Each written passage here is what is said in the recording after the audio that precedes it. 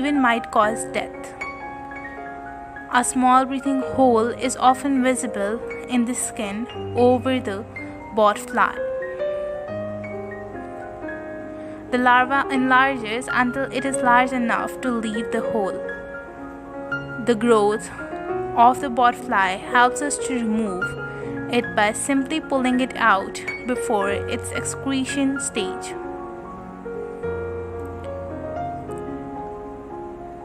Such procedure does seem simple, but must be done by professionals, as any wrong move could cause immense pain to the creature and could even cause infection and death.